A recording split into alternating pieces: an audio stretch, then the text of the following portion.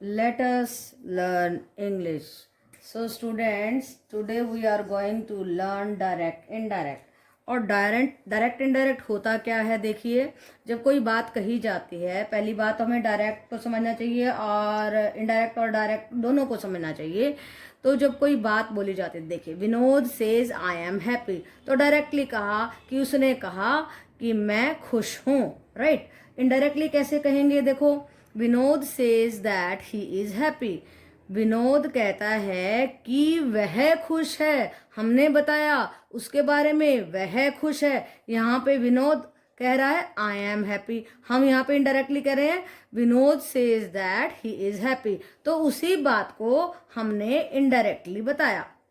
ऐसे ही next example देखिए, टीना says I am sad, फिर देखते हैं टीना सेज, ये था हमारा डायरेक्ट, और इनडायरेक्ट क्या हो जाएगा, Tina says that she is sad.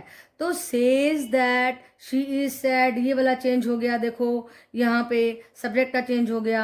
अब देखिए इन चीज़ों को समझने के लिए हमारे को किस किस चीज़ की जरूरत पड़ती है। पहली बात तो फर्स्ट पर्सन क्या होता है, फर्स्ट पर्सन होता है I, my, me. Second person क्या होता है, you, your and you। Then third person क्या होता है, थर्ड पर्सन होता है he, she, it, राइट बेटा। तो पहले तो हमें पर्सन समझना चाहिए।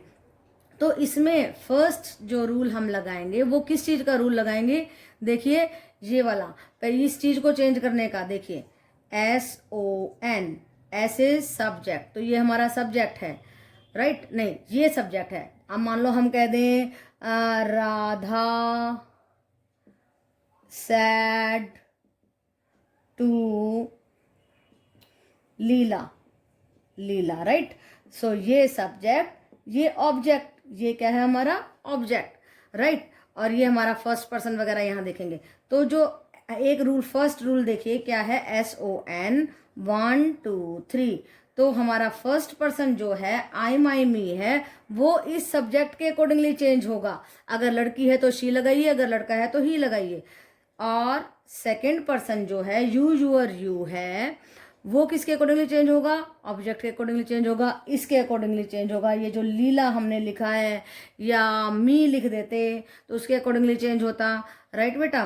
तो सेकंड पर्सन ऑब्जेक्ट के अकॉर्डिंगली चेंज होगा। और थर्ड पर्सन है ही, शी, इट, क्या है ही, शी, इट, इसका कोई चेंज नहीं करना, राइट बेटा। इसको ऐसे ही रहने देना है। अगर यहाँ पे ही, शी, इट आ जाए तो उसका कोई चेंज नहीं करना। अब देखो हमने यहाँ पे शी लगाया, यहाँ पे ही लगाया, यहाँ फर्स्ट पर्सन था किसके अकॉर्डिंग लगाया, विनोद के अकॉर्डिंगली, ये ही आ गया। यहाँ पे फर्स्ट पर्सन था, ये किसके अकॉर्डिंग लगाया, टीना के अकॉर्डिंगली, ये शी आ गया। ओके बेटा, तो ये हमारा रूल नंबर 1 है, किसको समझने के लिए, नरेशन को समझने के लिए। तो कुछ एक बातें हैं जो बेसिक बातें हैं जो हमें अपने डायरेक्ट इनडायरेक्ट को समझने के लिए लगानी होगी। तो फर्स्ट रूल है हमारा कि आप पर्सन समझिए, सेकंड पर्सन क्या होता है, थर्ड पर्सन क्या होता है, आपको नॉलेज होनी चाहिए कि सब्जेक्ट क्या है, ऑब्जेक्ट क्या है। तो यहाँ पे जो फर्स्ट पर्सन सेकंड पर्सन आएगा उसको यहाँ के सब्जेक्ट एंड ऑब्जेक्ट के अकॉर्डिंगली चेंज करेंगे। ओके बेटा। यस बेटा, ध्यान से देखो, पिछली क्लिपिंग में थोड़ा सा बोर्ड कट गया था। तो SON के नीचे लिखा है हमने 1 2 3।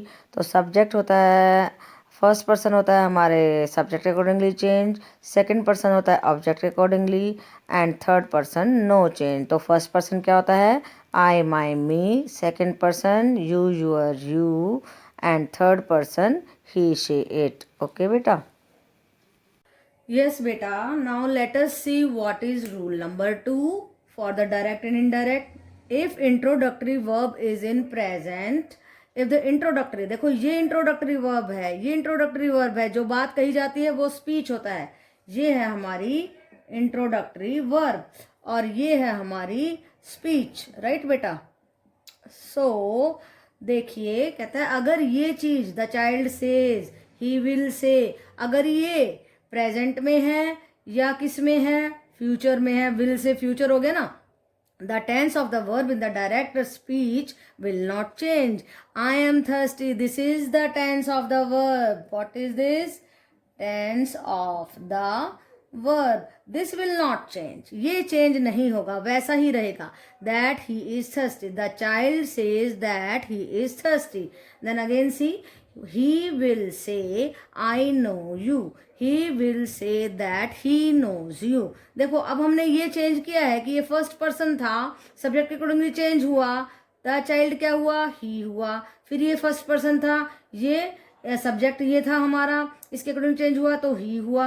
तो आपको ये ध्यान रखना है, हर टेंस में ध्यान रखना है एसओएन का, कि अगर फर्स्ट पर्सन है तो सब्जेक्ट के अकॉर्डिंग चेंज करेंगे, सेकंड पर्सन है तो ऑब्जेक्ट के अकॉर्डिंगली चेंज करेंगे. आगे देखिए, और एक और बात कहते हैं, अगर ये यूनिवर्सल ट्रूथ हो, सन इज स्टेशनरी, तो भी चेंज नहीं होगा. The teacher said the sun is stationary, the teacher said that the sun is stationary. So ऐसे ही ये भी हो सकता था, the teacher said earth is round, the teacher said that the earth is round. Right बेटा, तो अब आपको क्लियर हो गया होगा. इंट्रोडक्टरी वर्ब अगर प्रेजेंट में है, अगर फ्यूचर में है, अगर कोई यूनिवर्सल ट्रूथ है तो tense of the verb change नहीं होता है. राइट बेटा. यस बेटा, नीचे के सेंटेंस फिर से कट गए थे, फिर से देख लीजिए. He will say I know you, इसका इनडायरेक्ट क्या हो जाएगा, he will say that he knows you, क्योंकि विल से है, फ्यूचर में है, इसलिए कोई चेंज नहीं हो रहा है. The teacher said the sun is stationary, the teacher said that the sun is stationary. Okay बेटा. यस स्टूडेंट्स, यस बेटा. Now let us see rule number 3. तो इसमें बहुत सारे सब पार्ट्स हैं, 20 पार्ट्स हैं और सारे आपको याद होने चाहिए. तो देखिए ये क्या कहते हैं. नाउ चेंज होगा देन में, tomorrow the next day, last night the previous night, later after, the day after tomorrow, in 2 days. तो 2 दिन ही हो गए ना डे आफ्टर टुमारो. तो today that day, tonight that night, yesterday the previous day, thus so. And ago को before में करेंगे, जस्ट देन होगा, at present at that time, next week the following week, कम गो में हो जाएगा, this that, here there, bring take, and these those होगा, hence thence होगा, hereby thereby होगा. तो ये सारी चीजें आपको पक्का लर्न करनी है. अगर आप इनको लर्न नहीं करेंगे तो आप अपनी इनडायरेक्ट स्पीच में इनको यूज नहीं कर पाएंगे और प्रॉब्लम हो जाएगी, रॉन्ग हो जाएगा. तो ये सारे के सारे आपको लर्न करने हैं. ओके बेटा. यस बेटा, फिर ध्यान से देख लो. फर्स्ट लाइन फिर से कट गई थी, उसको आपको ध्यान से देखना है. Ago, before, just, then, at present हो जाएगा एट दैट टाइम में, नेक्स्ट वीक हो जाएगा द फॉलोइंग वीक में, कम चेंज होगा गो में, दिस दैट में, हेयर देयर में, एंड ब्रिंग टेक में चेंज होगा. ओके बेटा. So you can learn these rules and then you will be ready for the direct indirect. Okay बेटा. Yes students, now let us see what is rule number 2. If introductory verb is in the past tense, अगर I sad word आ गया, this is the introductory verb, right. ये sad जो आ गया है ये past में हो गया, राइट. अगर आई सैड आए तो क्या करेंगे, in the past tense the tense of the direct speech is change into the past tense, तो पास्ट टेंस में हो जाएगा. तो इन डायरेक्ट में जो सारा प्रेजेंट में है वो सारा पास्ट में, और जो सारा पास्ट में है वो सारा पास्ट परफेक्ट में चला जाएगा. राइट बेटा. विल का वुड बनेगा, शैल का should, can could, may might, V1 V2 में जाएगा. जैसे कि सिंपल प्रेजेंट टेंस हो गया, प्लेज का हो जाएगा प्लेड. राइट बेटा. V1 होगी ना प्लेज, तो इधर हो गया played. Is MR plus V1 plus ING जैसे आ जाए, इज प्लेइंग तो वॉज प्लेइंग हो गया. तो सिंपल प्रेजेंट टेंस हो जाएगा, सिंपल पास्ट, सिंपल प्रेजेंट ना, प्रेजेंट कॉन्टिन्यूस हो जाएगा पास्ट कॉन्टिन्यूस में. फिर देखिए प्रेजेंट परफेक्ट, हैज डन तो हो जाएगा हैड डन. राइट बेटा. देन प्रेजेंट परफेक्ट कॉन्टिन्यूस हो जाएगा पास्ट परफेक्ट कॉन्टिन्यूस में, has been doing his work, had been doing आ जाएगा. देन अगेन देखिए सिंपल पास्ट जो है पास्ट परफेक्ट में, Ram played hockey, Ram had played hockey. Right बेटा. ऐसे ही टेंस की वर्ब को चेंज करना सिखा रहे हो, उसके अंदर की बात हम जो है चेंज कर रहे हैं. फिर आपको रूल वाइज में 1 2 3 रूल लेकर के इस तरीके से एक्सप्लेन करने वाली हूँ. सारे एग्जाम्पल लेकर के हम एक्सप्लेन करेंगे, लेकिन ये सारे रूल आपको जरूर से जरूर लर्न करने हैं, very important to learn direct indirect. So कितने रूल हैं? 11 रूल हैं। तो 10th रूल पे थे हम। पास्ट कॉन्टिन्यूस हो जाएगा पास्ट परफेक्ट कॉन्टिन्यूस में। वॉज वर डूइंग हो जाएगा हैड बीन डूइंग, राइट बेटा।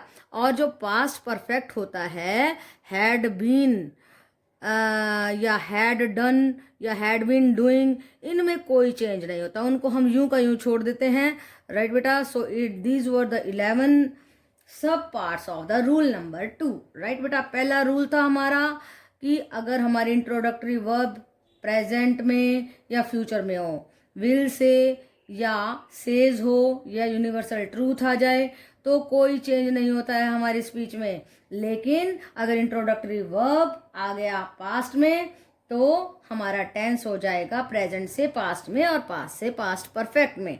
ये है हमारा main rule of the direct indirect. अब इन्हीं के एग्जाम्पल स्लोली स्लोली लेते जाएंगे और सीखते जाएंगे। फिर उसके बाद हम नेगेटिव वाले भी ले लेंगे और जो है क्वेश्चन वाले भी ले लेंगे। तो हर चीज़ को हम धीरे धीरे स्लोली स्लोली लर्न करेंगे, इन रूल्स को समझेंगे और आपको ये सारे के सारे रूल लर्न करने हैं, तभी डायरेक्ट इनडायरेक्ट आपको आसकेंगे, नहीं तो नहीं आएंगे बेटा। ओके यस बेटा, जो मैंने ये रूल नंबर 2 बोला है ये गलती से लिखा गया है, ये है हमारा रूल नंबर 4। ओके बेटा, तो इसमें भी हमारा बोर्ड नीचे से कट गया है, देख लीजिए। रूल नंबर 5 फिर से V1 V2 में चेंज होगा, यानी कि प्लेज या प्ले हो जाएगा हमारा प्लेड में।